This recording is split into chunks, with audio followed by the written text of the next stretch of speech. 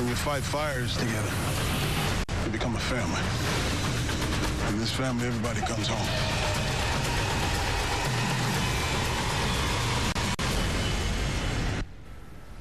And that is Chicago Fire, the newest show to hit the small screen.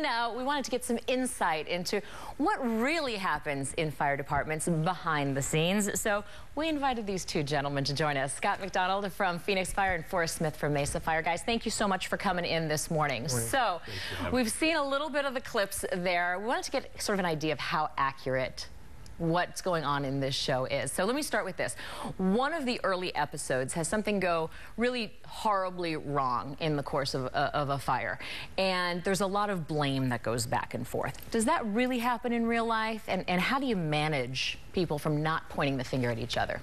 Well, you know, I think what happens is that in any type of job you have, people have a certain level of passion for their jobs. And so in real life, you do have people who express their passion a certain way. So whether it's displayed in Hollywood like that or in the real world, we find it here at our jobs anyway, where you have people have that level of passion and commitment that goes towards it. And we're in the service delivery industry. So we're delivering a service. And so with that said, it's customer service. So when you're doing that, you basically bring in people, humanity, it brings in passions and emotions. And so to a certain degree, you can see emotions fly just like you would see in any other business and in the real world. Scott? And just to go off what Forrest said, is Phoenix Fire, we're very aggressive with our training. So if we do see an issue where things don't go well on a fire, we had a horrible fire, if you all remember the 35th Avenue Southwest Supermarket fire, where we revisited our policies, our procedures, and we trained hard, and we actually took our training that we learned from that specific incident, and we took it across the country to make ourselves safer and better, and we shared our information with everything we found, so that might help another department avoid a tragedy. Yeah.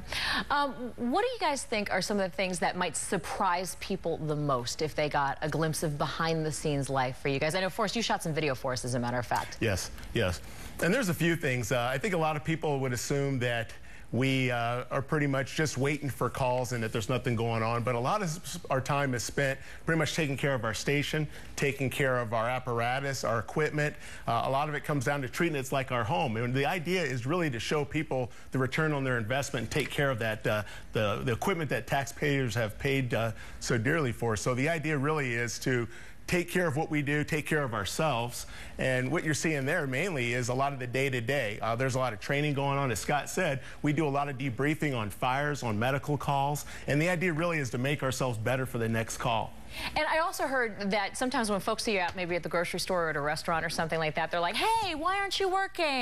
And the answer is? I think the biggest myth a lot of people have is exactly that. We have our radios, we have our trucks, we are ready to go 24/7. And when that being said, we're shopping in our first due area, the area we respond to. And it's always funny, too, is to let everybody know out there we buy our own groceries. A lot of people think they pay for our groceries. We've had people say, hey, why are you getting ice cream? Right. You know, well, because my engineer likes it, you know, or because we pay for it and we all chip in. And it's really like a family away from our family, and we run it like a house. All right, so one of the things in the show is that there's a veteran firefighter, and he's known as the barn boss. You guys, I heard, don't have a barn boss, but you have something, anything similar, any fun nicknames? We have informal and formal leaders in the fire service, and it doesn't matter if it says captain on your shirt or chief, but everyone kind of has nicknames, and everyone kind of grows up in the fire service together. So you definitely have your personalities that I could say barn boss. We don't have a barn boss, but you have what you would call your entertainment director. Very good. All right. Hey, guys, thanks so much for coming in. The show is coming up, and we're going to have another chance for you to win tickets coming up later in our show this morning. 5:57 is your time. We'll be right back. Thank you for coming in, guys. That was a lot of fun. Oh.